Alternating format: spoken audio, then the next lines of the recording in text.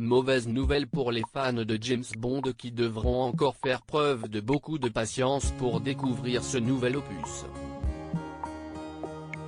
En effet, à cause de la crise sanitaire du coronavirus, des milliers de salles de cinéma dans le monde ont été fermées, ce qui a bouleversé le calendrier de la plupart des grosses productions. Ainsi, la sortie de No Time to Die, Mourir peut attendre, initialement prévue pour avril, a été repoussée à l'automne. CIST, le compte Twitter officiel du film qu'il a annoncé ce vendredi 22 janvier. Ce nouveau James Bond sortira donc dans les salles le 8 octobre prochain. Initialement prévu pour avril 2020, sa sortie avait été repoussée afin qu'il puisse être mondialement vu au cinéma, avait annoncé la production.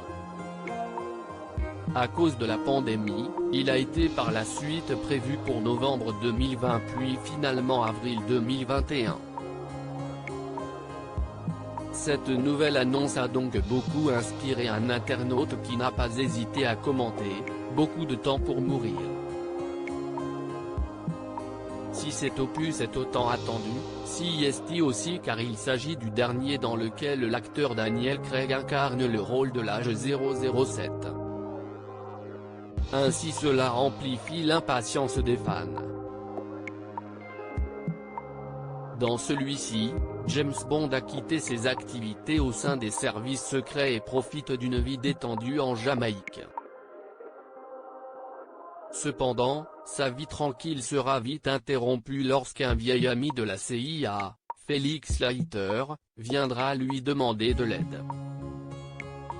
Sa mission, qui sera donc de secourir un scientifique kidnappé, s'avérera être plus difficile que prévu puisqu'elle mènera l'Agent 007 sur la piste d'un méchant, incarné par Rami Malek qui possédera une nouvelle technologie particulièrement dangereuse.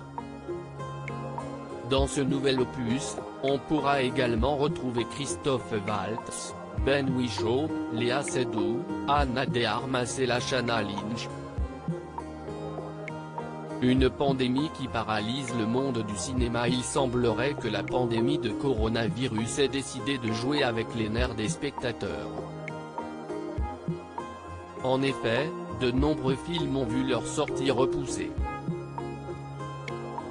On peut donc mentionner Uncharted qui devait être dans les salles le 16 juillet prochain et a finalement été prévu pour février 2022.